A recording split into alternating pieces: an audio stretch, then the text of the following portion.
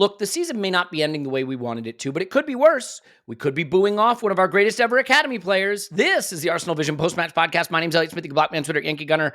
You bet we're going to talk a little bit about Trent getting booed. We're going to talk about Mikel's Sky interview. We're going to talk about banners. We're going to talk, imagine this, some football that was played. Maybe we might want to talk more about the second half than the first, but they're both pretty relevant. And we're just happy to do it with you because we think that you are the most beautiful, intelligent podcast listeners on the face of the earth. And I think we can prove that with the data because you are here listening to us and we love you. And we're going to smother you with more beautiful content this week. We'll have a main pod on Thursday. Recording today and coming out tomorrow for patrons, the transfer window primer. Phil Costa will be on that. Clive may be on that if he can't keep himself away. We'll see. More on that anon. But we're going to get into what are the needs, who's got to go, what's got to come in, and what are the big names we should be focused on. So it's going to be a set the tone, set the table for the transfer window to come. This summer, we'll have a transfer window daily over on Patreon. We're going to have scouting videos. There are currently, I think, 92 scouting videos. You sign up, you get access to all of them. We'd love to have you over there. Code AVP, it's half off. You want the first month of transfer nonsense to see what you think? You'll be spending $3 with us. What do you think? Give it a try. We'd love to have you there. And, then you get things like first access to Union Chapel tickets. We'll be at Union Chapel doing the end of season podcast together. And while the season hasn't ended the way we might have hoped, there's nothing I love more than just getting together with you all and having a drink and having a chat about the Arsenal. There'll be drinks events. There'll be the podcast. And we just can't wait to see you. I'm really, really looking forward to it. I can't wait to get over to London. I'll be celebrating a birthday while I'm over there as well. So not the celebration from a footballing standpoint that I would have hoped for, but certainly a great celebration of togetherness because that's the bigger reason, arguably, why we're all here at this point. At least I hope for many of you.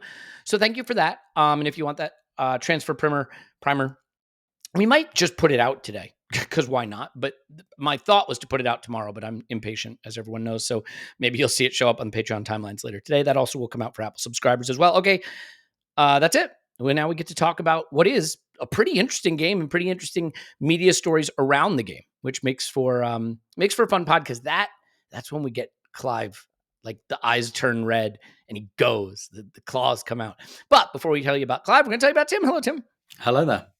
Tim, what gets your dander up? Does the media narrative stuff, is that the stuff that's going to get you fired up today? What's going to work for you? Is it the Trent booing that did it for you? Yeah, I do think that's really interesting. And one of the reasons I think it's really interesting, we'll go into it, so I won't exhaust all that material now.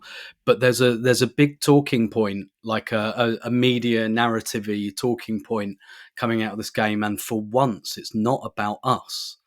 Which I can't remember the last time that happened. It usually always seems like it's about us or something we did that we shouldn't have done or something that we didn't do that we should have done or someone took a photograph which mortally offends everyone or, that just absolute spiral of nonsense I'm so exhausted about. But the one coming out this game, for once, it wasn't us. And I genuinely think that's very interesting.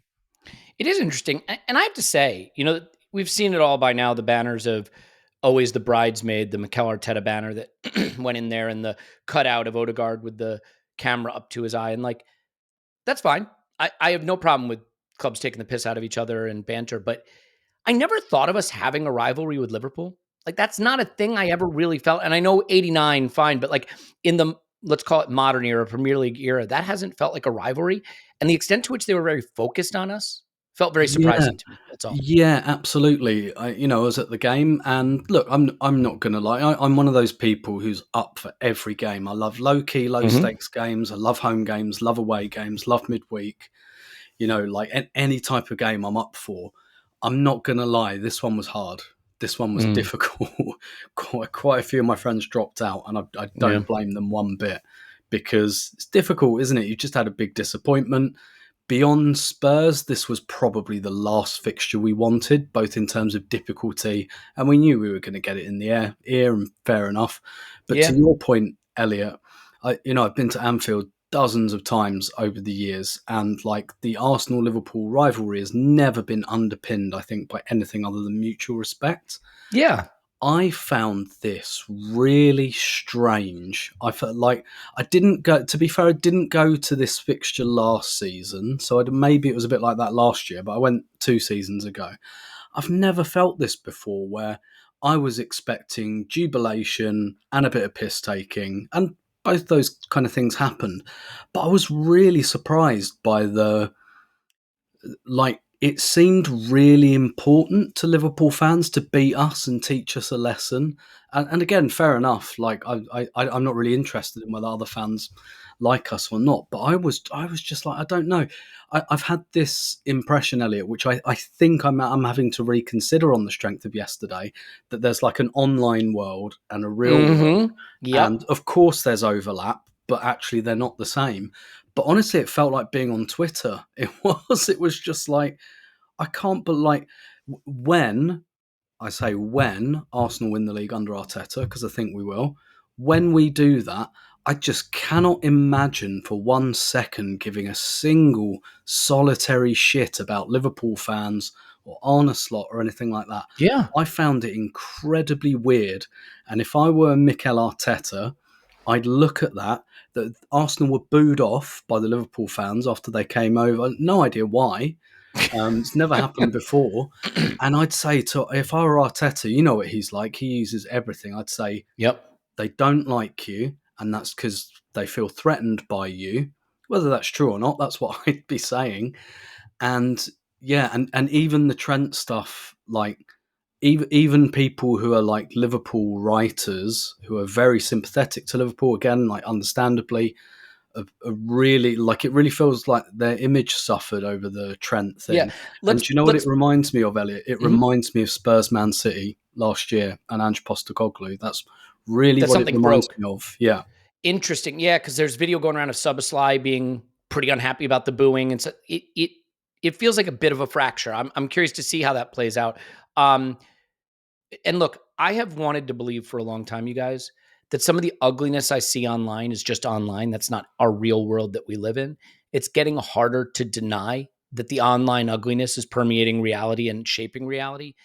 And I know it sounds silly, but this Liverpool game feels like an unmistakable moment of evidence that the online narrative is shaping the real world behavior. And there are other examples of it, but this rivalry and the way that it was presented on this day did not exist absent Twitter, frankly. So interesting one. Just 7.5 minutes in, and now time to introduce a guest who's joining us.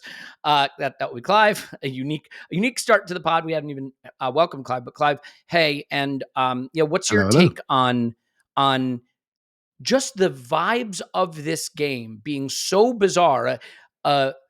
Not fully jubilant Liverpool, a Liverpool that seemed upset with their own players, wanting to make a statement to Arsenal, and just certainly not extracting joy in the way I would traditionally associate joy with a title being extracted. I wasn't totally surprised at all. Interesting. Because if you get a chance to bury your rivals, you bury them. Mm. I mean, Tim, you were there at the 8-2, wouldn't you, at Old Trafford? Got buried, mate. They could have put the foot down a little bit sooner and just passed it around. They wanted to send a message, and that's in our history. Liverpool knew we were on the back of a semi-final disappointment, a little bit leggy, and I knew they'd pick their strongest team they could possibly pick, give or take one. But I knew they were going to. They had a day off against Chelsea, and they come to bury us in front of their crowd live on TV. That was always in my mind. I was fearful of this game, hugely fearful. It probably made me made me think that why I was so relieved afterwards, because I feared a real whooping. Do you know what I mean? And I know Tim has been there for all of those whoopings at Anfield, and the ones where you just want to get out of there, with Mustafi running towards his own goal and things like that. I don't know, a lot of people have been there for those games. And so this is no surprise to me at all. And I think what they are trying to do, and it's not just Liverpool people, but they are trying to destabilise us. That is absolutely clear. And any opportunity to destabilise us, they're going to take it. And it's clear to me that we are a threat. When you don't like a manager, they start singing things like, "We want you to stay." Everything you see about Arteta is, "We want rid of him." Why do you want rid of him if he's no good? Why do you want rid of him if he says silly stuff? If he has poor tactics? I'll tell you why. Because he's ultra serious about winning. And he doesn't care about anything else, mate. He wants to win for his club. He wants to bring bring this project to a conclusion, and they can sense it, and that's why we're getting attacked. Let me stay with you then for a minute here, Clive, because we talked about this in the instant reaction. I think it is sort of one of the key questions coming out of this game, which is, does it matter? Did it matter that we were getting smacked at halftime? And did it matter that we fought back and got a draw? Because the game didn't matter. And if you're someone who just believes in raw data and hard numbers and really doesn't connect to narrative, then this technically didn't matter. We're going to finish in the Champions League places. That was never a concern. But it felt like it mattered. To me, I think it did matter. And for all the things we're discussing about how they feel about us coming for them, this 700 plus days now of not losing a Big Six match, I think these things matter. Do you want to just speak for a moment on the extent to which the fight back and avoiding an embarrassment mattered? I think it mattered a lot. I think sometimes you can get yourself trapped right into what. Why do I say that? Why did it matter a lot? Well, the football side of me says give your enemies nothing, right? So that's it. And I get all competitive and I start to swear. You know what I'm like, right? So so it does matter. I'm not giving them anything, mate. And but then I sometimes think, why does it matter? Am I worried about the backlash online? Am I worried about how we're going to be perceived? And then I speak to people, smart people than me. They say, Clive, you do know the online world is not real. But I say, yeah. But there is influences coming out of that online world. And it does affect people's behaviors. It does affect their opinions and how they see things and their perspectives. It influences, and that's what it does. It's influencing around us. And that bleeds into punditry, that bleeds into you heard me say it before. I think referees' perceptions of the, can be driven by what they read and see and hear. It's out there, and it creates this environment that we have to live within. So, yes, Elliot, it did matter. I question as to why, but if it mattered to me, because I think it's important, even though we know we're taking a backward step in the league, that the position still says we're second. If you know what I mean, it won't change anything. We're still going to hopefully make 100 million next year in the Champions League, where we become second or third. But from my own mind, I'd like us to be the second best team, because I think we have been, and so it's important to not do what Spurs did a few years ago with Leicester, come third in a two-horse race, right? We don't want to be that club, right? So yeah, it did matter a lot to me. As for why, I'm sure as we develop our conversations later on, I think there is a point where you got to say to yourself, do I have to grow up and block some of this out? Or do I accept this is the reality of the modern football environment? That's where I'm 50-50 at the moment. All right. Well, normally we sprinkle in some Mikel Arteta quotes, you guys, like throughout the pod, just as context of his reaction. But his reaction is a story. And I think it's not just a story for the media. I think there's a thoughtful reaction that can be had among Arsenal people, setting aside the hysterical reaction of the media. He gave a Sky interview. Before you get cracking, mate, can I say it's a story, but it's not the story from this game. No. The story from this game was nothing to do with us. The story of this game was far more Liverpool-centric. So it's a story to us because we're nerds, not to everybody else. No, that's fair. I guess the reason I see it as a story is I really like some of the things Mikel said, and I think he gave a lot away in his comments. Not gave a lot away, but things that I think are really important for us to parse and understand, because I think the message is an important one. And given that the game itself didn't technically matter, I think the emotion of the day, the relevance of the day, the manager's reaction on the day are as important as Martinelli played through the middle. Ben White looked pretty good. We'll talk about that because this is the Arsenal Vision post-match podcast. But I want to talk about the things that really echo into next season. And Tim, let's start with this Sky interview. I have seen people, by the way, who I love and respect, people who are friends, dear friends, that had a reaction to the Sky interview that I didn't have. And sometimes when you have a different reaction, you're like, maybe I got this wrong. I was really impressed by it, and I will explain why in a moment. But I'm curious, what you made. And by the way, if people haven't seen it, there's links to look for it. I'll talk about some of the themes in it in a moment, but he basically gave, the post-match interviews, just stepped off the pitch. The interviewers asking him about the first half start and how the game progressed and what made it change. And he was angry. You could see there was anger there, and he was angry with his team.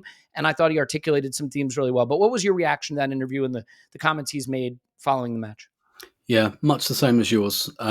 So obviously I'd have to lay on the table, as people who listen to the podcast regularly know, I'm pretty predisposed to Mikel Arteta and the work that he's doing. So I come into it with that.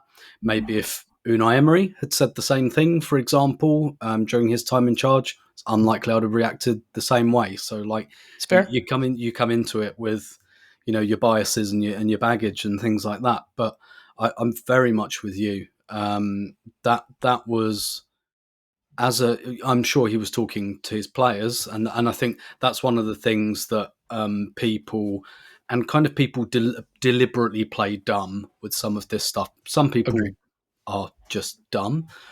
Sorry. But a lot of it comes through a filter where people play dumb and they pretend they don't know who his audience is and the context and all of that. I'm sure this was mainly for the players, but as a supporter, that's what I want to hear.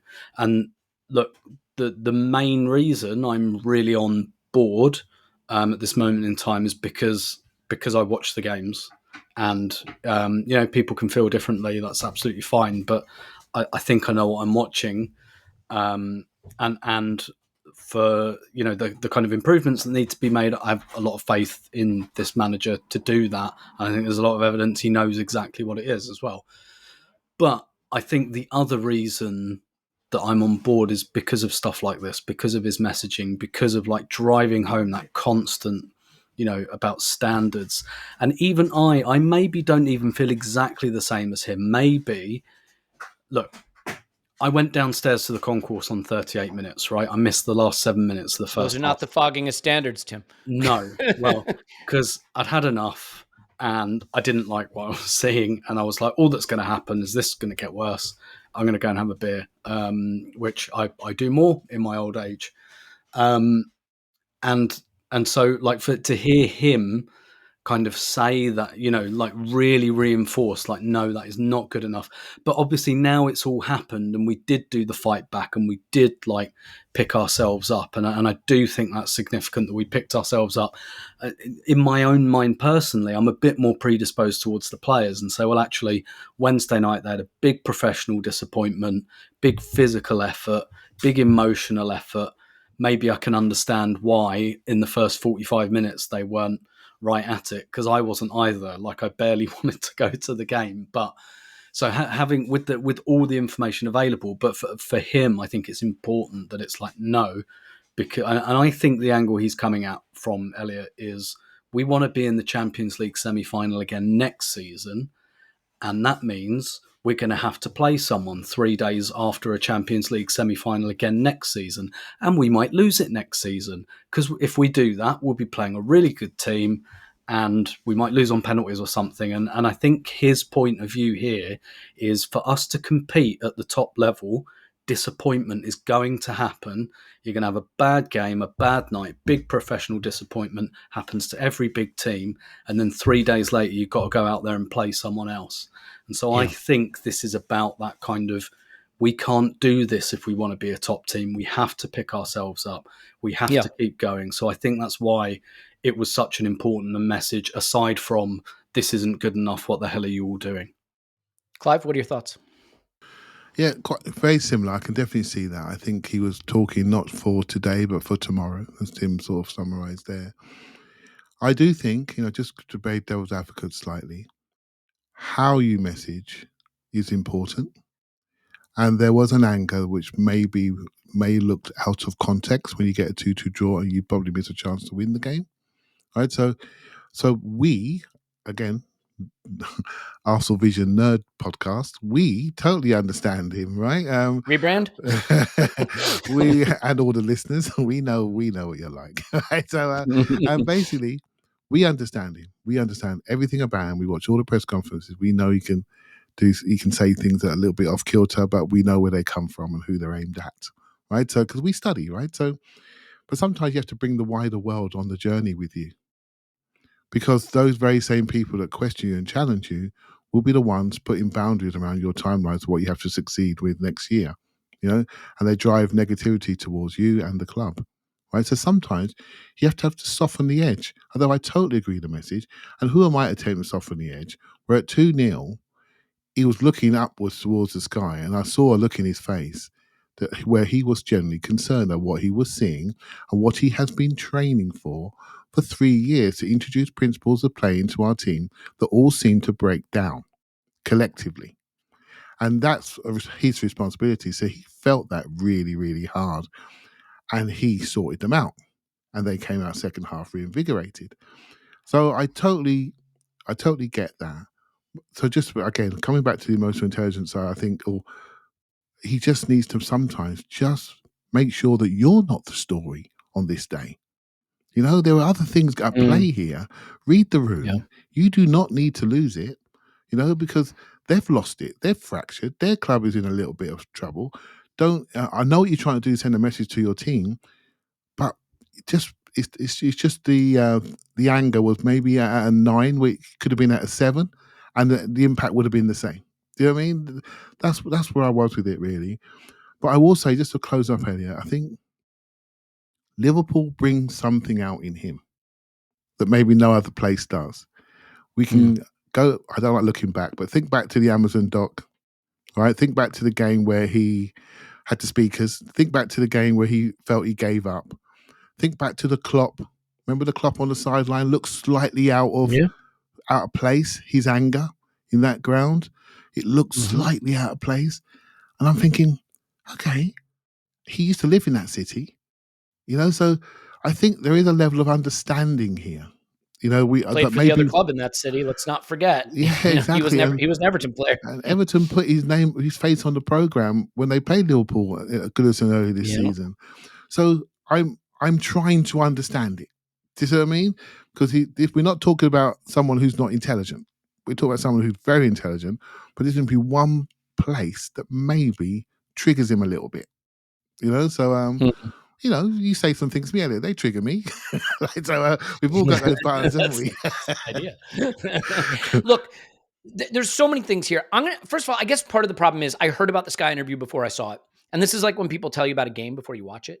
I was expecting fury, and it wasn't fury. He was smoldering more than he was burning.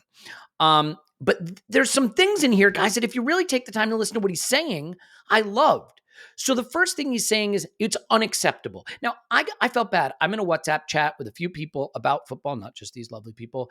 And I went big at halftime with that was unprofessional. They dropped their heads. They were sulking. And then I went back after it and I was like, sorry, guys, I probably gave it too big at halftime. But you know what? Mikel felt that way. And Mikel said something that I thought was really good because the interviewer even gave him the out of like, well, is it because you just played in Paris on Wednesday and you had that big hurt? And he said, I can understand it if it's at 70 or 80 or 90 minutes and you lose the ability. He's like, not at 20 minutes, not at 30 minutes. And I think that's fair. He made the point that they didn't apply themselves in the way that they are supposed to. And so I thought that was a pretty clear message. He said, I don't want reaction. I want action. I think that's an important message. Don't wait for the game to force you to react. You have to go and be the protagonist, not to use an Unai Emery term. Now, the Sky picked up on a thing he said about referees and injuries. And they framed it, this will not surprise you, 180 degrees the opposite of what he meant. He said, even with referees and injuries, we see what we can do. And what he meant was when we apply ourselves, as hard as this season has been, look at what we've done. We've beaten Real Madrid. We've not lost to a big six side. We went to the wire in the Champions League semifinal. He wasn't using it as an excuse.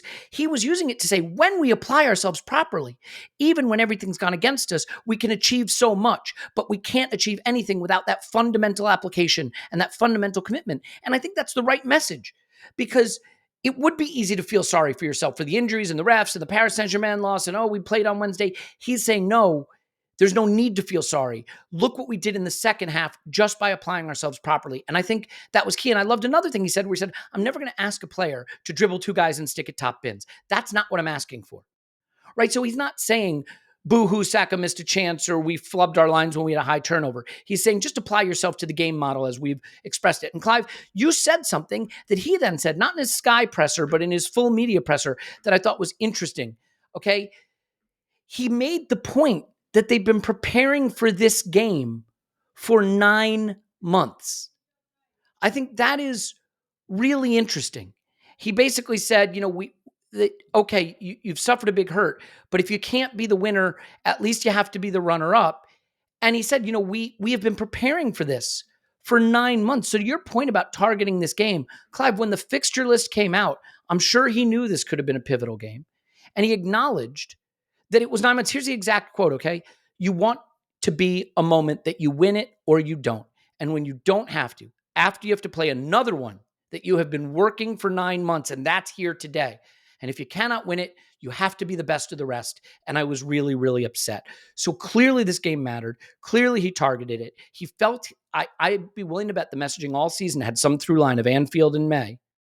And then to show up with that performance in the first half, I think that's why he's so upset, because he's circled this on the calendar since August and his players didn't perform it. And so he felt let down. And so I get your point, Clive, that you have to bring people along with you on the ride.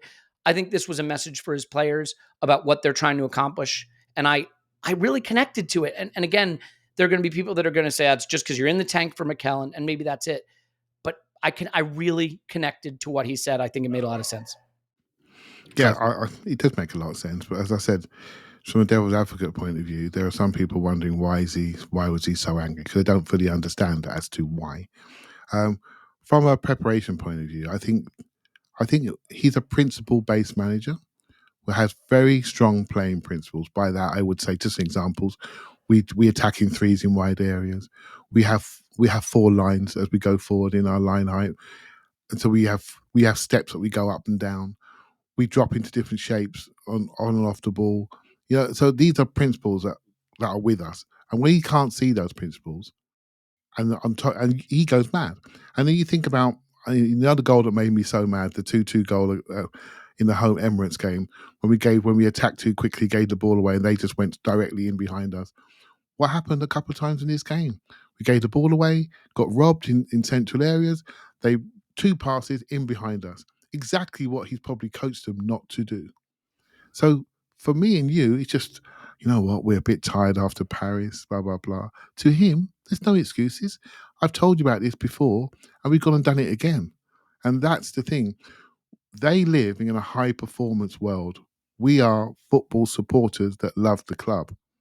We try to get close to high performance, but we can't do it and be it because we haven't done it for 20 years, as these guys have, or 15 years you're a player. They have lived this every day. This is high performance, having data, having information. They have more resources, more information about their opposition. And when they don't do it, it means more. It means more. And that's why I will still say it could have been the volume turned down to a 7 and the same word said, it would have exactly the same effect. I really believe that. And that's just, but I'm talking to someone who's a Spanish passionate guy in his second language. That's how he does it, and that's it. We have to deal with it. But I really want to reiterate. I think it's a great story, a great discussion point, but it wasn't the story from this game. We'll finish this section off just with a couple of quotes that I think are relevant. They kept asking him about, is it because of Wednesday running out of players? He said, I know you don't want to talk about the players who aren't here, but you are running out of players at the moment. He says, I know, but if that happens after 70, 80, 90 minutes, I understand. And then later on, if it was due to Wednesday, but psychologically, what could happen is maybe it doesn't happen. And after 60, 70, 80, 90 minutes, we die because we have players on that pitch today that shouldn't be on that pitch. I will understand it more. Okay. So he's clearly referencing that he understands the circumstance, but it has to be in context of not coming out of the blocks the right way. And I love this. He says, against the top 6, I think we haven't lost a single game. So that tells you as a team, we're very, very consistent. We can compete with anyone, but actually to win it and win, we're going to need something else apart from availability as well. Certain demands, and make sure that we don't talk about reaction, because I hate that word. And I just, like I said, I I think the message is clear. This is not a manager who wants to go to Anfield and get a point or get 3 points. This is a manager who wants to win everything. And he is trying to explain to his players culturally what is required and what the demands are to win everything. And, look, part of the problem with any of this is if he had said this at full time to get us level on, if this draw had kept us level on points with Liverpool and we were going on to win the title, people would be saying, this is the absolute epitome of a winner's mentality. But because we're nearly, 17 points or whatever back of them, and we just got knocked out of the Champions League, I think it gets framed another way. The one thing we know, managers who win are geniuses and managers who lose are losers, and they don't get it and they don't understand. And so you're only as brilliant as the result you got. I will say, I think it is an important result. I think if we want to cling to the idea that through all the adversity and the excuses, if you want to call them that, or explanations, if you prefer it, for why the season hasn't turned into what we want, to rock up to Anfield and get absolutely blitzed and feel sorry for ourselves and get blown out, it would have been a very difficult story to sell to the players, to the fans, that we're on the right track. But the fight back and the draw at Anfield and maintaining the record against the big clubs and showing that even down to 10 men and with players missing, no Declan Rice, half-fit Ben White, no center forwards, that we will still fight back. I think it helps maintain the narrative, but the narrative only lasts as long as the results. So that's what's got to come next. And before we get into the game, because the game is worth a conversation, by the way, and we are here to discuss it, but I just think there's so many interesting things around the game. I do want to touch on the Trent thing because it is, I think, precarious territory to travel, to start getting into how other fans act within their club and tell them how they should behave. You are not the fan of that club. You do not support that club. You do not know it as intimately. You have no right. But I just feel really strongly that this was a completely insane head loss moment for the Anfield crowd. I cannot believe what I was seeing. I could not believe that he was booed onto the pitch, that he was booed when he touched the ball. And then, look, I get Arne Slot is trying to manage a difficult situation, but the gaslighting of most people were clapping. It was 1 or 2 boos. Like, don't tell me not to believe my lying eyes. Come on. And it was just remarkable. Just to reframe this again, 20 years at the club, coming from their academy. One of the best fullbacks in football history, most likely. Certainly the best or one of the best in Premier League history. Him and Ashley Cole, maybe. Is that the list? Kyle Walker. That's it. He has revolutionized the position. He has won them Premier Leagues and Champions Leagues. He is leaving having fulfilled the obligations of his contract in full and won them a title in so doing. To leave, not for United or Everton, but for the biggest club in the world, far away where they don't have to watch him play. And they're booing him off. If Bukayo Saka wins us a Champions League and a couple Premier Leagues and wants to go to Barcelona in 4 years, having done that at the end of a contract, we're going to build him a statue. Hell, we did that for Thierry Henry. He wasn't even an academy player. They're booing this guy off. It is simply something I cannot connect with, and I think it just deserves a word from us, even though it doesn't affect us, because it's too big a story in my mind not to touch on it. So, Tim, what do you make of that? And I think maybe more importantly, does it have any potential to stain Liverpool as a target, or impact them? You mentioned the Ange schism, fracture over the City game last season. What do you make of this situation? It is astonishing to me. Yeah, I mean, unfortunately for our purposes, I'm not sure it'll have a long term, because he's going to go. Basically, the issue for Spurs is that Ange is still there, and so are the fans. Not for much longer. But, They're all still there for now. And whereas this is like, he's not going to be there after this. But I did think it was like, I expected when he came on, there might be like a few just because I've seen the online reaction. I'm with you. Like, listen, when you've got a really, really good player, there is no great way for them to leave. But, all the kind of, he should have gone, like, not at the end of his contract and got us money. Well, then he probably doesn't get the move, quite frankly, because Real Madrid aren't spending that kind of money anymore. And also, like, okay, so he leaves last summer. You don't win the league this year. So, like, say goodbye to your title, but you've got 60 million, 70 million, whatever, because Trent's got a year left on his deal. And like, I think, let me underscore this by saying, generally speaking, I respect Liverpool a lot. I always have. I don't really have any like hatred or dislike for them. Like I say, I've tried to separate the online thing. I'm sure Arsenal fans are really annoying as an online fan base. I think if you ask other fans, they'd say that, and that's all fine. I do also think they get away with quite a lot of, oh, we're Liverpool, it's different. And it's like, it's not, I'm afraid. And you saying that doesn't make it so. But it feels like people accept that generally with Liverpool, but it doesn't seem like they have. So even people who like really cover Liverpool, who definitely support Liverpool and all of that, seen a lot of them, people I respect saying, no, this didn't feel right. I know Sachin from The Guardian, he goes to Liverpool games as a fan. I saw his post afterwards on Blue Sky saying this is the most divisive atmosphere I've ever experienced at a Liverpool game. And this is a day when they get to rub our noses in the fact they won the title. And so as a day, they've taken quite a lot of the kind of glory out of it. And yeah, like I've been to a lot of football matches, Elliot. I've seen a lot of this stuff in my time over the years. I've just never seen a reaction like this. I've never seen it before. And I've seen all sorts of contexts and with my own club and others. And yeah, I'm sorry, the whole, oh, you don't understand because we're Liverpool. I'm afraid it doesn't wash this time. It doesn't look like it's washed in terms of the public perception of it. How much impact it actually has, I have no idea. I think Arne Slot has missed an opportunity at a time when his stock is as high as, well, might not be as high, but it is very, very high.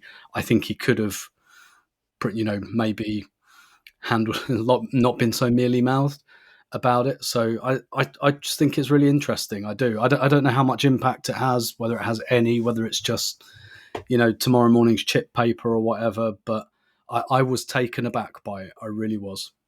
Yeah.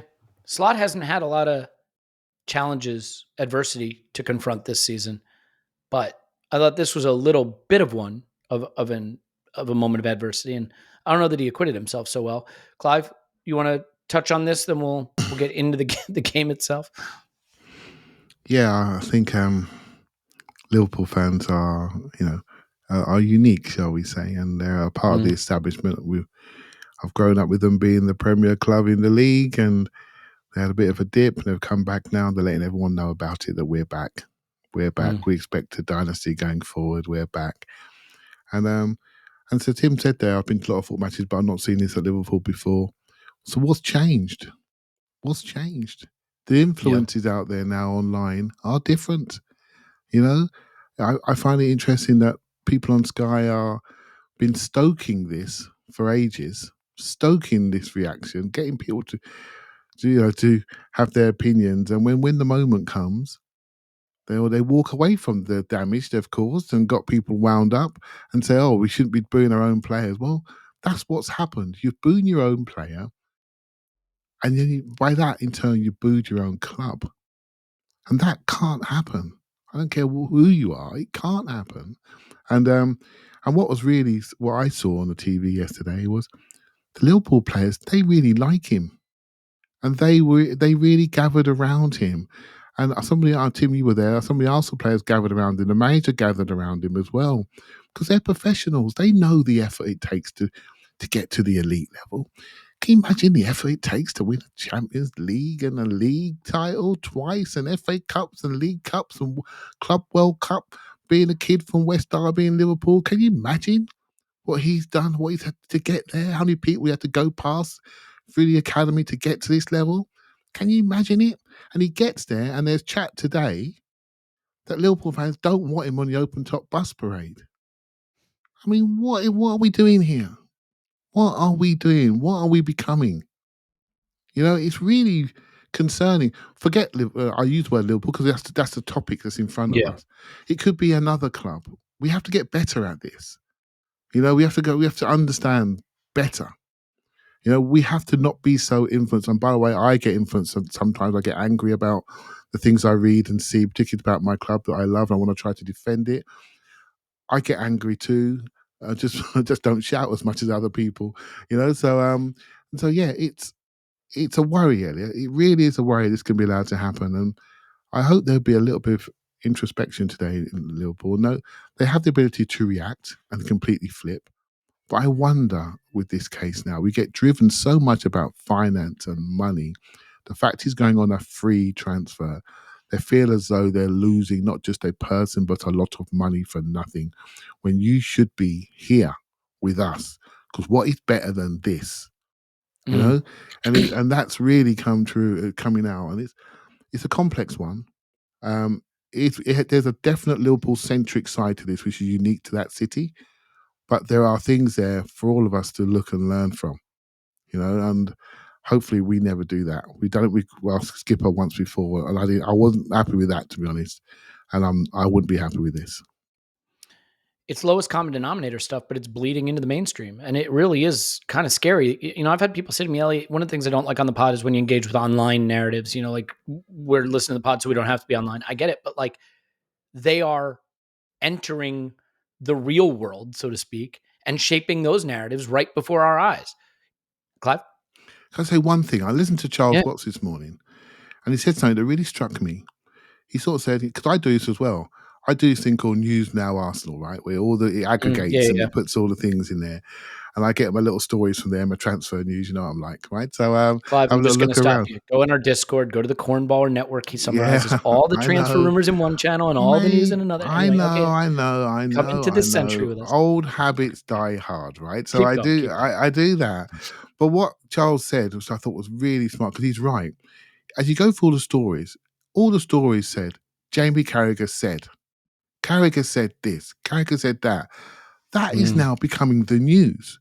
Roy Keane says this. I'm using his name as an example, but today it's Carragher, because obviously it's Liverpool. And this is it now. We have very, very influential people that are driving the news agenda.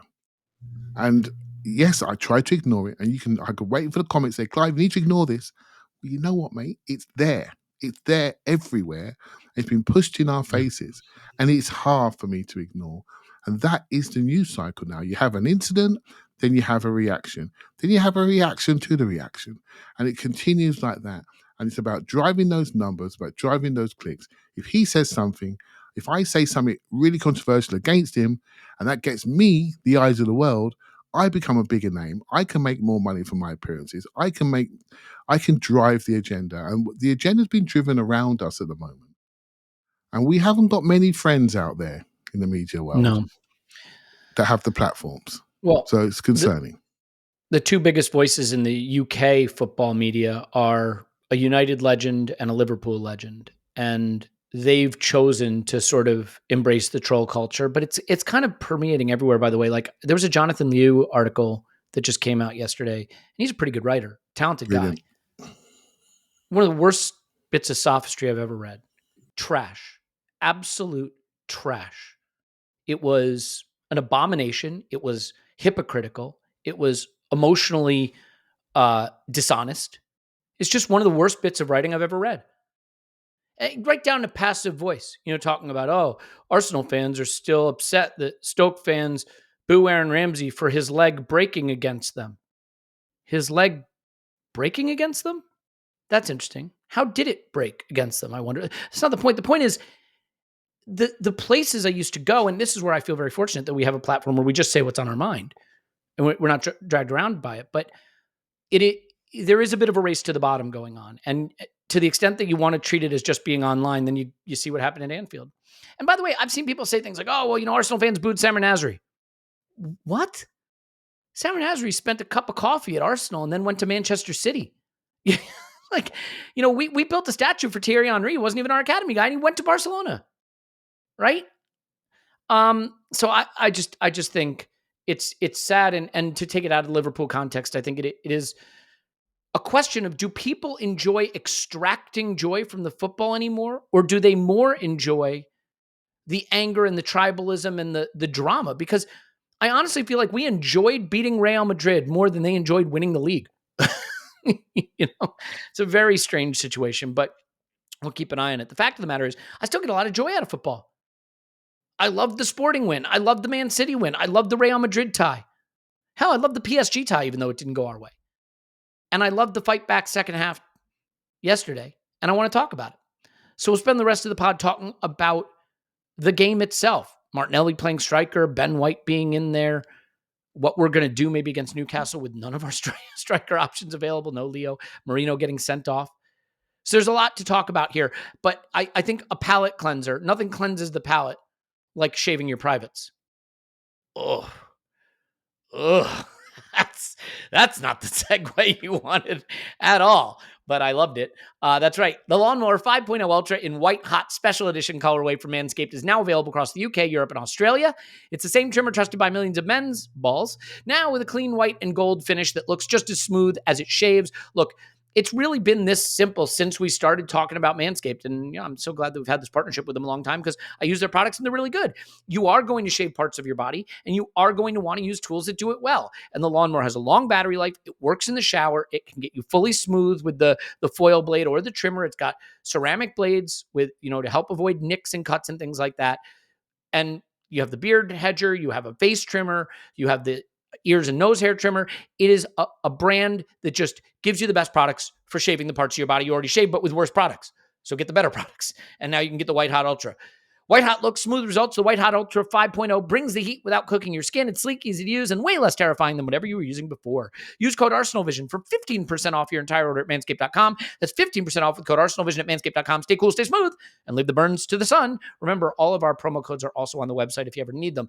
NordVPN is the easy one. Everyone should have this because every single person who's a football supporter at some point needs to watch a video that's geo-locked, needs to watch a stream that's not available in your region, needs to watch a game that's on with a service that's only available in an area.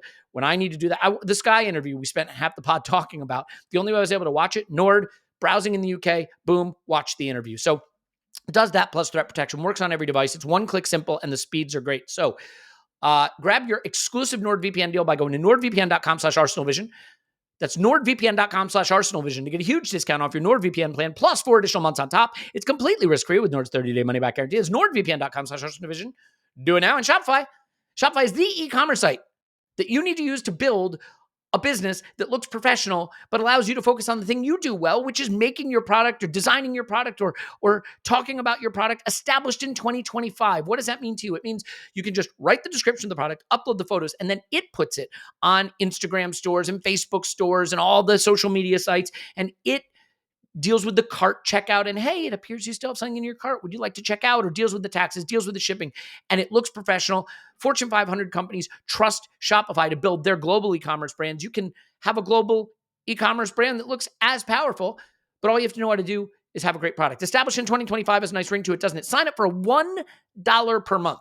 $1 per month trial period at shopify.com/ArsenalVision, all lowercase. Go to shopify.com/ArsenalVision and start selling with Shopify today. Shopify.com/ArsenalVision. Do it now. And if you do not want to hear any of these advertisements ever again, we do the podcast ad-free over on Patreon, where our transfer primer will be out later today. Use code AVP to get half off the first month and give us a try. Clive, is that enough of that? Indeed. Nailed it. Oh. Okay. So the game. Am I crazy? Tim, did this have PSG vibes in a way just because we came out, we were very good, we had clear chances, we botched them, and then our heads dropped, and they caught us, and then we looked chinned, and we looked a little bit down. Let's talk about just those first 15 minutes, though. Saka has a really, really good chance to score the opener, and he doesn't, obviously. Misses that one. And then there's that moment in 14th minute. Jones is robbed. Curtis Jones, I think it is robbed by Thomas Partey. There's 3 Arsenal players just standing on each other's feet. No idea what to do. Dreadful.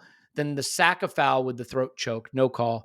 And a moment later, it's 1-0. And a couple moments later, it's 2-0. So you want to talk about those first sort of 15 minutes and how we just seem right now to be a team that doesn't stick the knife in when we've got the chance. We're just not scoring the critical goal that can get us on top.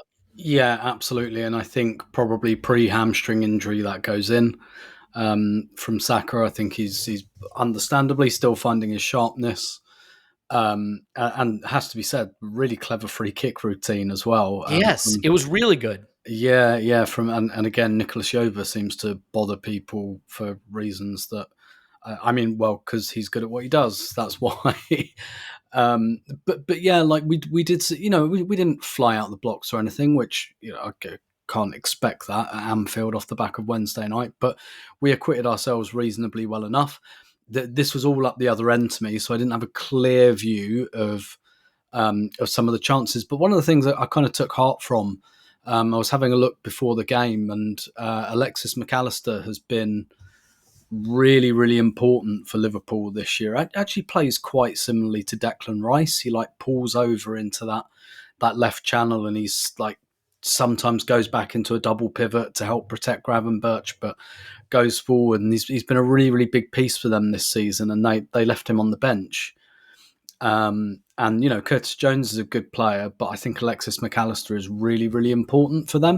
And I think we made a little bit of hay with that in the first kind of 15 minutes or so. And yeah, I was definitely afraid that the way the goals come in that bunch, I was afraid of that happening in the first 10 minutes, to be honest. I was thinking we might start quite slowly here and they're going to come flying out.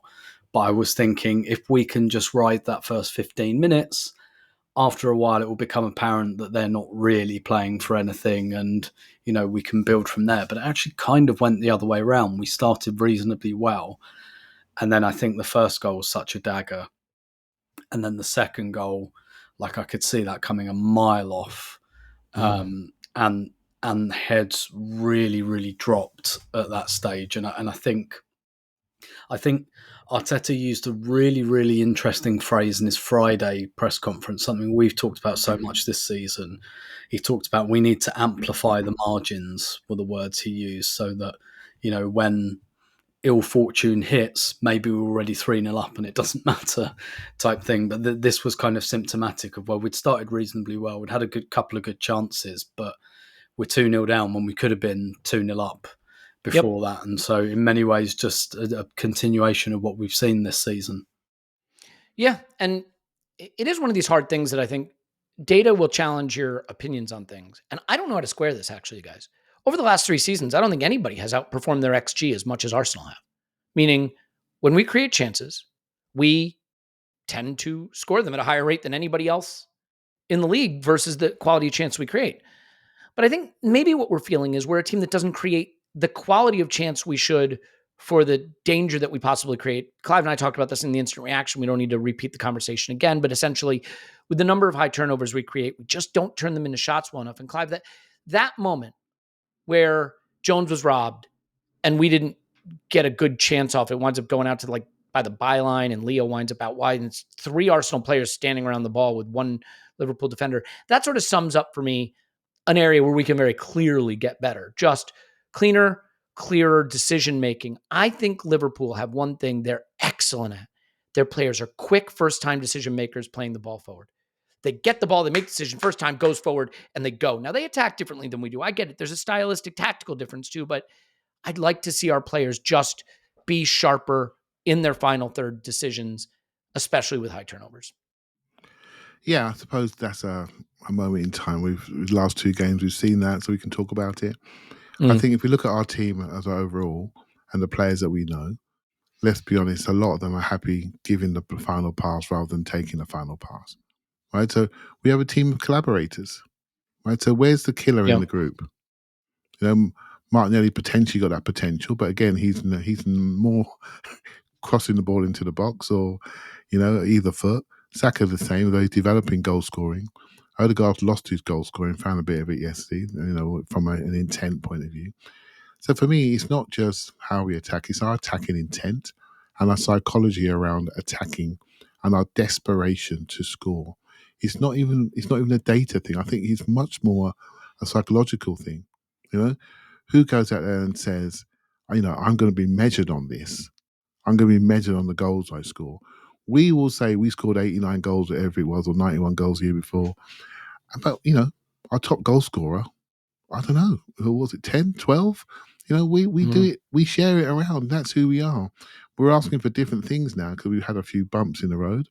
But I do think there's room for that attacking intent, that somebody that really cares about it.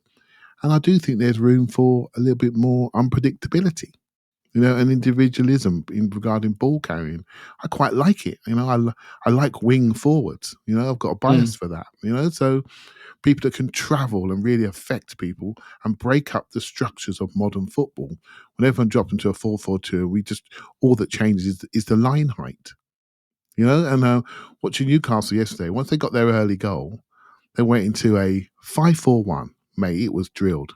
They didn't even move. They just let Chelsea have the ball. They didn't move. So once they've got their goal, you have to affect those blocks. How are you going to affect them if you can carry the ball up to people and beat people? So there is definitely room for that. And I think with Arsenal, Elliot, the data will tell you that we take more of the chances, but we all know we could take even more.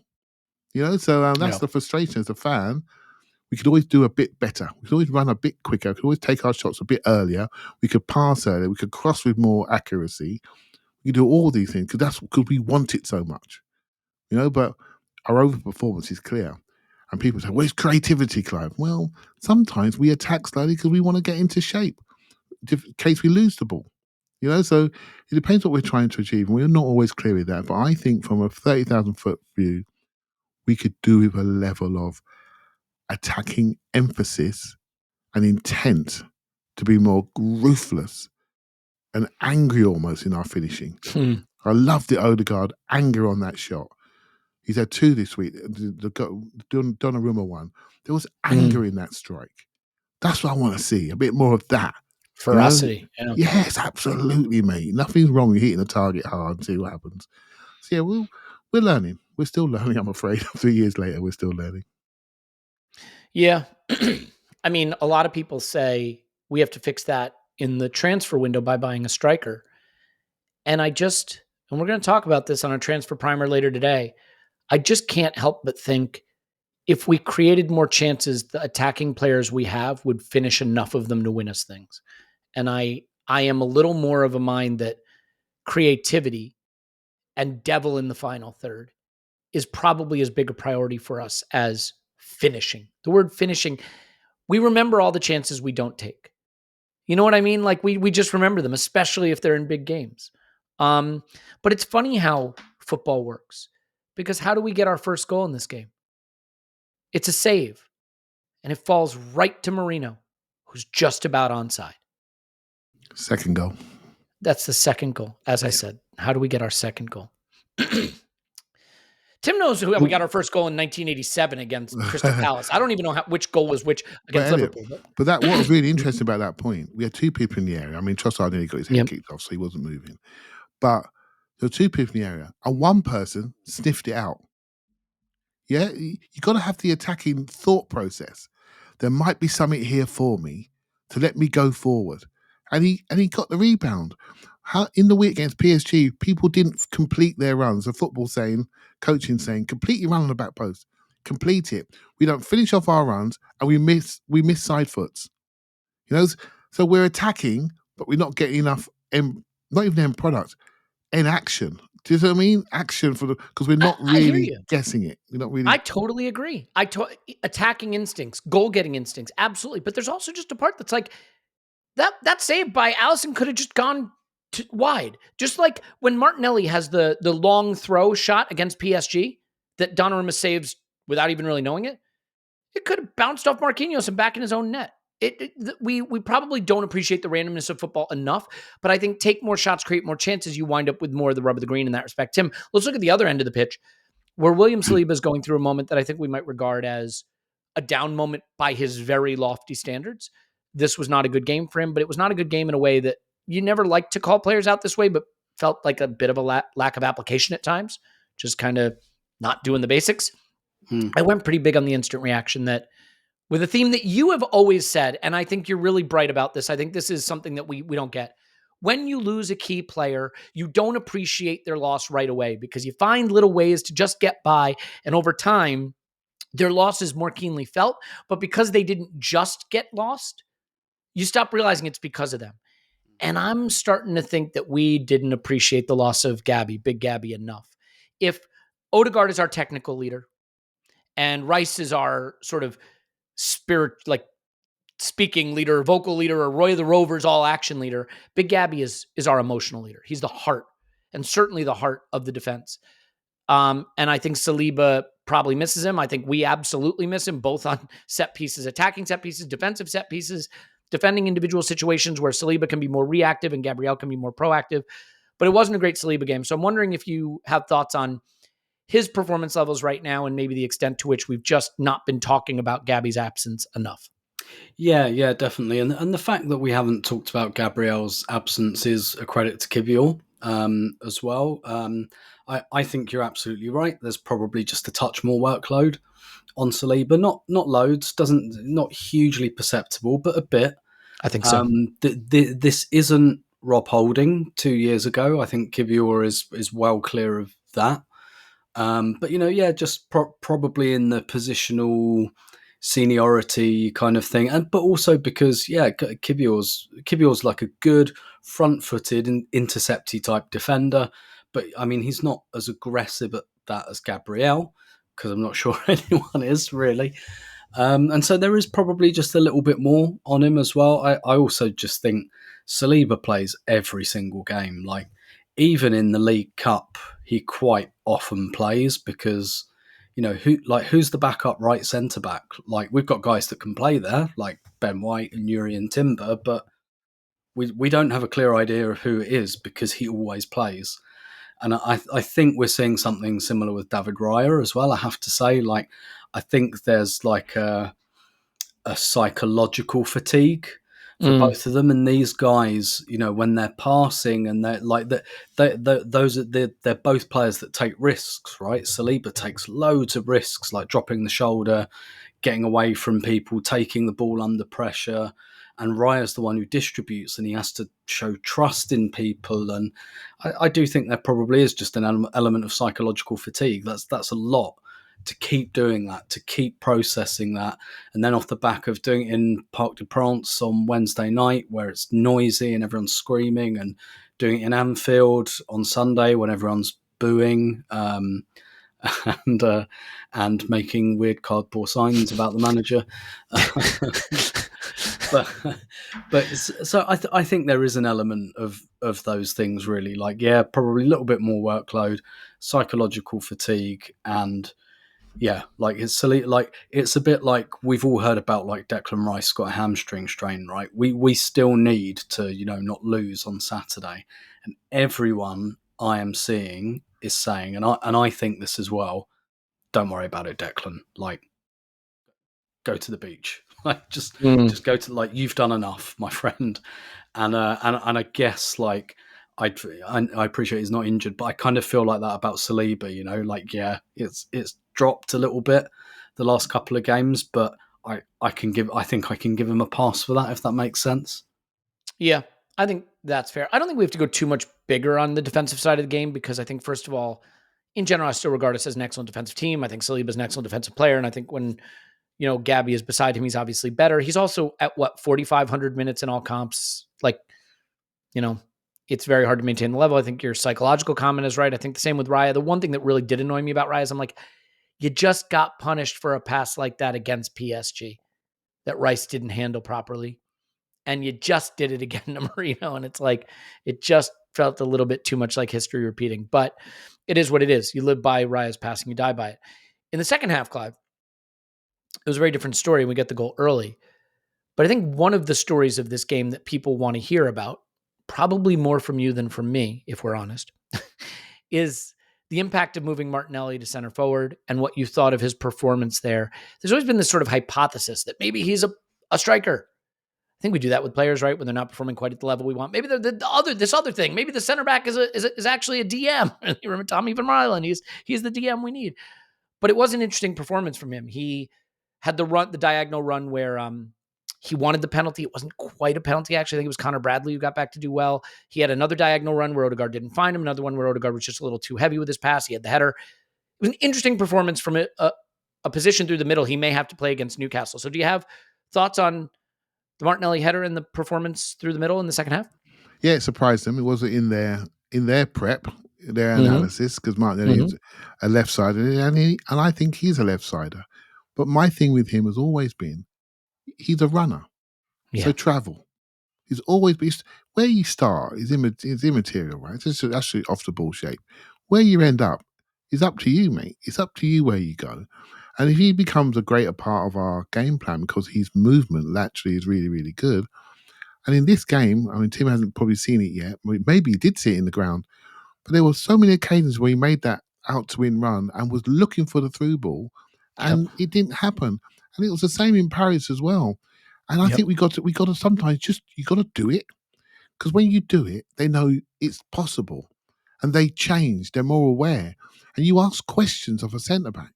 You ask That's what questions. Liverpool do, by the way, Clive. They just make that pass over and over and over again. Yeah, they just make it pass, and they get up behind it, and there's a sprinting Yeah. race. Every now and again, just do it. And at this moment in time, Saka's in behind play. You know, if you think back to the home game when he's gone in behind Robertson, nutmegged him, stuck it top corner. That run isn't in him at the moment because he's not fit. He's just playing to feet and he's trying to create from that situation. Martinelli is fitter at the moment, even though he's had a couple of hamstrings this season. And he has got that run. I think if we're going to play Martinelli in this team, and whether he becomes a rotation player next year or not, we need to use him far more free and not pin him positionally, like a positional play to the left side. Let him travel and cause people problems and have other people rotate into his area defensively. Don't worry about the rest defense so much, because if we keep playing him in behind, they're going to drop away anyway, and we're going to have the territory that we need. So I thought he was really good. I thought on occasion Trossard rotated inside, he rotated outside. It's a really good way to use those two. Saka's a bit more of a fixed point on the map. Quite like it. We know where he is. He's a reference. We can find him. He gets the ball in, and we travel up the pitch that side. That makes a lot of sense. On our centre forward and left side, I do think it's time for freedom. It's time for a little bit something different on that side, And Martinelli, I thought he did excellently yesterday, and he's a strange player because I will have to hands held up. I was very disappointed in PSG. I didn't think he rose to the occasion. And here we are a few days later, difficult ground to go to, difficult circumstances, 100 degrees, we're 2-0 down, and he finds it, So it goes to show, stay off Twitter, mate. Stay off it. Don't say something too soon because they'll surprise you. I thought he did really well. Yeah, I thought he did too. Another player who I thought did really well, who we know has not been fit and probably shouldn't even be out there, Mikel even alluded to it, is Ben White. And I think it's funny. If you think Martinelli is a striker, that's entirely right. You're right to think that. I think maybe he could perform there. I think Mikel gives things away sometimes. When he doesn't regard a player as a solution somewhere and someone asks him about it, he always finds a way to talk about a different player. So he got asked about Gabriel Martinelli through the middle. And he says, especially when they have such a high line and they're so aggressive with that. And what Ben did as well, because Ben is in a stage where he is, and the way he tried today and the way he grew throughout the game was very, very impressive. He was asked about Martinelli through the middle, gave it like one half sentence, and then started talking about Ben White. And I think that's Mikel telling you, like, yeah, we did that thing, but that's not our thing. We're not. It's not a thing we're going to do. What did you think about Ben White, Tim? Because Timber's been a player of the season candidate for me, and I think he's one of the best defensive right backs in football. But I do think Ben White is a bit more instinctive in his play going forward. And I thought this was the first game where he looked even a little fit. He wasn't fit. He isn't fit, but a little bit. And it reminded me just a little bit of how much I enjoyed having Ben White in the team in the past. I think we've moved past him this season in a way that I don't think we're ready to move past him entirely. And I would love to see Ben White be an important part of the team next season. And I think he will be. Yeah, definitely. He's just a bit, maybe a bit more willing to take players on as well, but he's willing to try things like nutmegs, and he's a clever player like that. I think you can really see, like, there are different types of fullback, right? And Urian Timber is your fullback who could easily be a centre half, and I appreciate Ben White was a centre half, but Ben White's got a bit more of a midfieldery vibe to me, like a midfielder playing at right back, and all the things he did to adjust to that position, the way he changed his body essentially, the way he's built is like quite striking. as well. Like he's just got a real like mixture of like quite tall, quite lean, quite quick, like really, really good build for like an athletic fullback. Timber's like a lot more like Timber reminds me of Lauren actually quite a bit, right down to the number he wears. But yeah, I thought this was definitely Ben White's best game since he came back, and that like good signs that, because obviously it takes time after an injury like this, and also for Ben White initially it's really good that we have another really good right back there so we can ease him back in. But Jurrien Timber's form kind of means that easing back in process has taken months, because we've got a guy who's playing there that we're happy with. Whereas perhaps if it was like what we're doing with Saka, right? Saka, it's like you're straight back in, you're starting every game because we don't have anyone like you, kind of thing. And so while I don't think Saka's there yet, like that process will be much quicker. So there's kind of a paradox in there about like, on one hand, having that other player there can help you to integrate players more slowly, but on the other hand, it slows the integration down. And I think that's what's happened. But I think with Timber picking up a bit of a knock, White's been able to put some games together now, not 2 games a week, but 1 game a week. I think that balance is probably better for him at the moment. And also, honestly, this to me is just it's being done for fitness reasons at the moment for both players, but this for me is the model. We're going to be playing every 3 days, and we should mix and match the fullbacks, like Calafiori and Lewis Skelly on the other side as well. Fit them towards the opponents, and we'll have a league game Saturday or Sunday, Champions League Tuesday or Wednesday. The fullbacks should be switching regularly, and maybe some injury situations have kind of forced us into that. That's something I'm really interested in next season. I really want all 4 fullbacks sharing minutes like pretty equally, fitness permitting. You want to weigh in on that, Clive? And then I want to ask you something about Merino. Yeah, I agree with Tim, particularly on sharing games. We've got to keep them fit, haven't we, mate? We've got the players. They just got bandages all over them. I mean, Calafiori's come on that game yesterday. He's running around with stiff legs, isn't he? Tried his best. And Ben White's not fit. Early in the game, he was getting popped over his head. He wasn't there running backwards.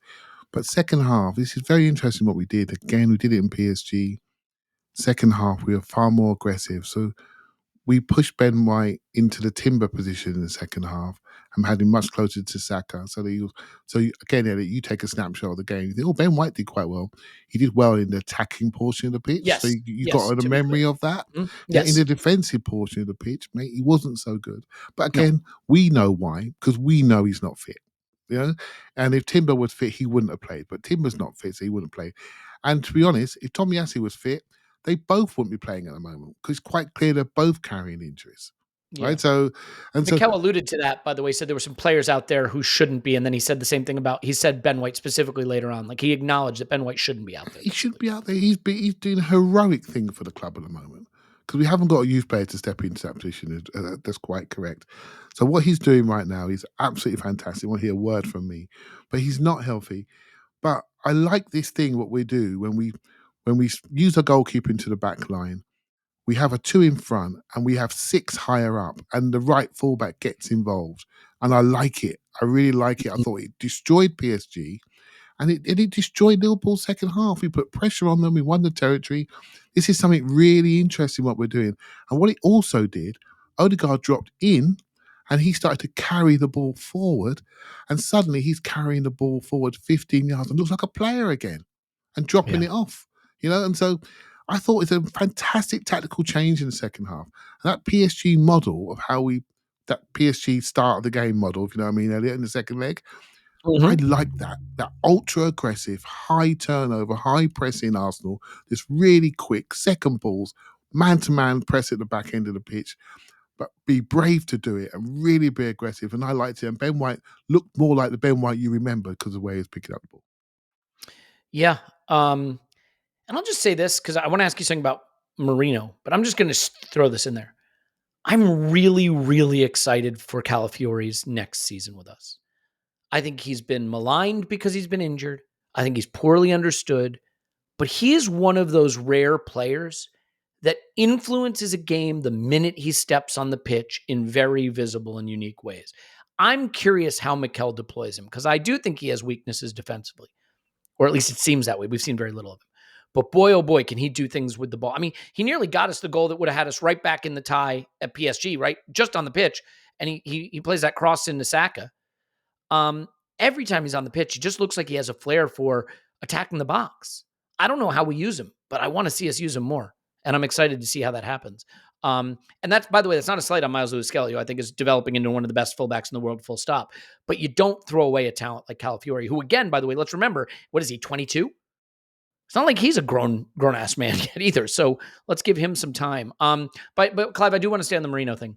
So Merino gets sent off, whatever. It is what it is. I think it's slightly unfortunate. It's not a great clean touch. It's not a pass he wanted. He lunges. It's fine. But I'm more interested in the idea of how he played in midfield. I know he scored a goal in this game. And yet I've found this season that he's been brilliant as an emergency center forward for us and done more than I ever could have expected, and he deserves all the plaudits in the world for it. And yet, I'm not convinced by him in midfield. Now, we played without Declan Rice. That's not great. You don't want to play without Declan Rice. And once again, by the way, just another game where no one wants to hear the excuses. And Mikel doesn't want to give them. But just lost in Paris on Wednesday, go to Anfield. Who's your striker? It's Merino. Nope, it's Leo, because Merino's got to play in midfield because Rice is coming out. And it's just been like that all season long. But for me, Clive, Merino has been an interesting season for him. Moments of exaltation, playing a role he was never expected to play, and moments where he's played midfield and I still find myself unsure. So what was your thought? Because this was the Merino midfield experience, and I find I come away from it feeling mixed about it. Yeah, but I think if you're really honest about the whole game, I think we can say every player had a mixed performance in this game. Yeah, that's true. Yeah, every one of them.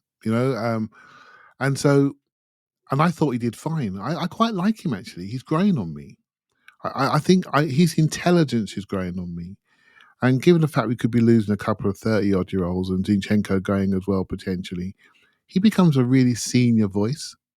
His interviews are just wonderful. I know you shouldn't be judging someone on interviews, but I think he's really well spoken, and I think he's a really good footballer. I'm not sure if he's in anyone's first 11, but football isn't like that, as you know. He picked himself in Paris, just picked himself. So because he does loads of different roles, and I think it's important tactically for the manager. There's a tactical importance to him, which I think Kai Havertz has as well. We ask these players to do many, many different things. Declan Rice is also someone that's started to really tactically become irreplaceable. I'm not saying that Merino's that, but I also think he takes on information really, really well, and he really, really delivers. And I felt his presence on this pitch yesterday. I think, if anything, again, this is where squad depth comes into it. We should have got him off the pitch because he was knackered. And that tackle was a tired tackle. A reaching tackle, somebody giving his absolute maximum, and he's thrown himself into something and got himself a second yellow. And I won't critique him because he gave it everything. I feel for him that he wasn't allowed to have a pre-season properly because we broke his shoulder in the first training session, which, while we're getting to learn about him, it was tough for him, right? But once he got his legs, I honestly believe, when I do my non-league stuff, you have like Managers Player of the Year. That's one of the things you have. He might be Managers Player of the Year because of what he's done, what he was thrust into a position which is completely new for him. Look at the goals he has scored. Take those goals out. I wonder what position we'd be in the league. We might be down, we might not be thinking about Champions League next year. That's the truth of it. We're in that much of a hole. And he's managed to get us out of it. So I've got a lot of time for him. People want to believe, when they analyze football, that everything is in the control of the manager, the team, the club. Everything, 100%. And if things go well, it goes well because the right things were done. And if things go poorly, they go poorly because the wrong things were done. And this is obvious nonsense. That leaves you in a tough place. Do you use circumstance and chance to eliminate all culpability and say none of it's in our control and we're all just twirling around in the universal ooze and we go wherever it takes us? Do you use it as an excuse? Do you wipe it away entirely and try to pretend it doesn't matter? You might be saying, Elliot, where the hell are you going? I don't know. Let's find out together. Let me give you an example. Let's say Ben White, Takahiro Tomiyasu, and Ricardo Calafiori never get injured this season. They're all fully fit. Miles Lewis-Skelly has just played 0 minutes this season for Arsenal. 0 minutes. That's not me guessing. That's the fact. If that happens, Miles Lewis-Skelly plays 0 minutes. And we have no idea how special he is, and we have no idea what his Arsenal future is. Today, we are looking at one of the bright young fullback talents in world football. Did the club engineer that? No. It was luck. It was fortune. Bad luck for some, good luck for others. Mikel Merino was on his way to maybe an uncertain season with Arsenal. And then all the strikers get injured. And he steps forward. And he ingratiates himself to the fans and the manager and shows his value. And now his Arsenal trajectory transformed.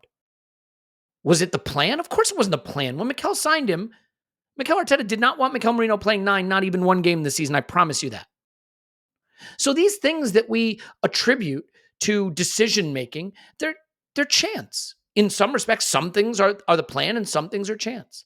And I think we overstate our confidence in knowing what is plan and what is chance. I've said it a million times on this pod, but if Mohamed Salah and Virgil van Dijk play the number of games this season that Bukayo Saka and Martin Odegaard played this season, Liverpool are in 6th. And I have complete confidence in that being the case. But that's not what happened. And that's fine. And that doesn't mean they didn't earn it. But they earned it with the help of the chance. You know what pro football, elite football is about? It's about great tactics. It's about great talent. But it is also about great luck, fortune. Okay? The PSG tie, you might feel like they've outplayed us. We outplayed them. Forget who outplayed who. Dembele shins one into the post and it goes in.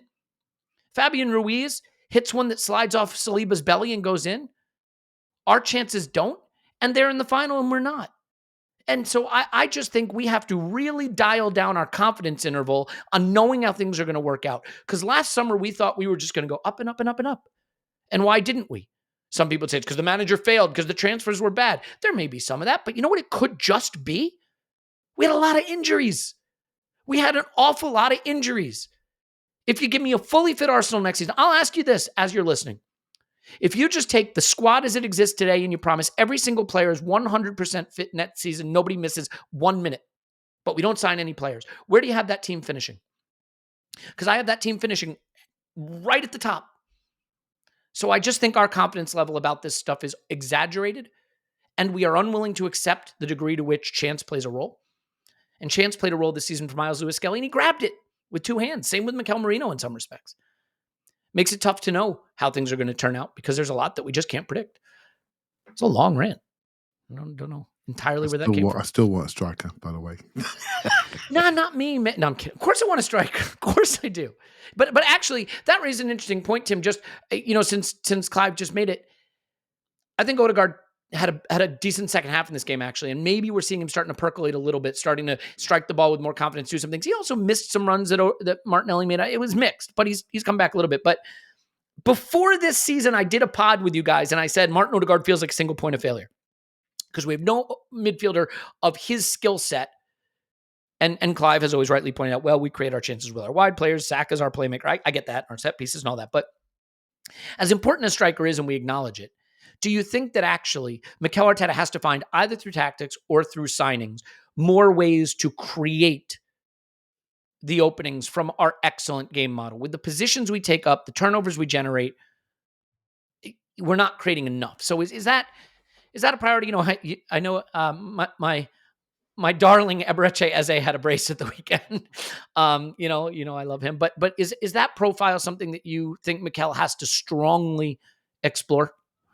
Yeah, I think my read, I think I've said this before, my read on Arsenal's targets is that they want to get to the point more quickly. So Zubimendi, can we make that progressive pass in 1 or 2 touches rather than 4 or 5? Because we've got, both Rice and Partey are quite touch-heavy players. Can we get to the point a bit more quickly? Even, I have no idea if we end up signing him or anything like that, but like Nico Williams, clearly of interest. What does he do? He a bit like Martinelli, I guess. Like gets his head down, Dribbles. runs at his fullback, dribbles it, and even whoever the striker is, whether it's Gyökeres or Sesko or whoever, like there's a directness about those players. Sesko shoots on sight. Gyökeres, much more on the shoulder. Like it just strikes me that Arsenal, whether it's through, the type of creation like a through ball or something like that. When you look, like not many goals are actually scored that way. Like I guess the goal Rice scores against Bournemouth, right? The slip ball in behind for the guy, like Arsenal can only score so many goals that way because there's like 8 players in defence and they're sitting on the edge of their 18-yard area. There is no ball in behind. You're right. There probably was in this game, but that's actually quite a low yield way of creating goals, I think.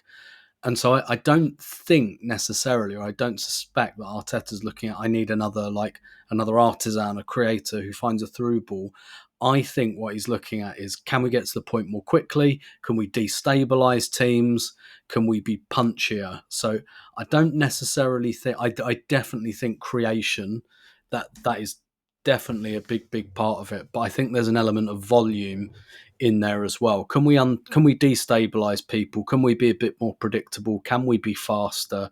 Like I don't suspect he's looking at better chance creation, better chance conversion as, like, for want of a better word, an artistic thing, and that it will be about being a bit more direct and being a bit punchier. Yeah. Football's so weird because you just, for every problem you diagnose and you treat, another one pops up you didn't expect. And so, it's fun to try to see how to solve that. I will say better Liverpool teams than this one failed to win the title. Better Liverpool teams, much better Liverpool teams failed to win a title than this one that just won it. You don't have to be perfect. You just have to be pretty good in the right season. You know what I mean? And I think that's why there's frustration in the Arsenal fan base, because this season we could have just been pretty good and probably had a good shot to win it. But it is what it is. Last thing, Clive, just because I think it's worth touching on. Ethan Nwaneri doesn't get on in this game. He didn't get on against PSG, and I don't think anybody doubts his talent. I would put Mikel Arteta in that group. But it is a bit of a probably disappointing moment for Ethan. But next weekend against Newcastle, and I can't wait to be there, there may be no Leo, who came off maybe with cramp, but maybe with a bit of an injury. With Rice unlikely to feature with a hamstring, Merino will probably have to play in midfield.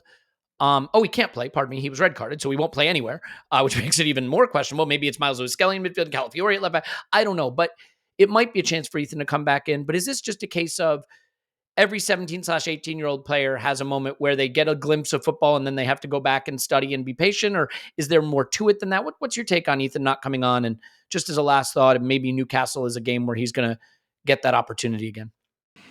I think it's clear that he has all the talent that we need. He's one of the best players in the country for his age. Think back to that Leicester game where he was the best player on the pitch by a million miles, right? And so the talent is there. So the fact he's not playing, the coach, trust me, if he's talented and he's in the right shape, the coach is going to play him. If he's not playing him, that's because he's suffering some growing pains. And that's it. It's very important. I think he's admirable of Arteta, actually, that he's not put himself first. He's put the player first, and he's looking after him. We all want to see him, but I want to see him for 10 years. I don't want to see him because we overplay him at the wrong time right now. This is a youth development thing. This is almost private. I don't want to even, I don't want to speculate even, but it's quite clear that he loves the player, right? It's nothing to do with that.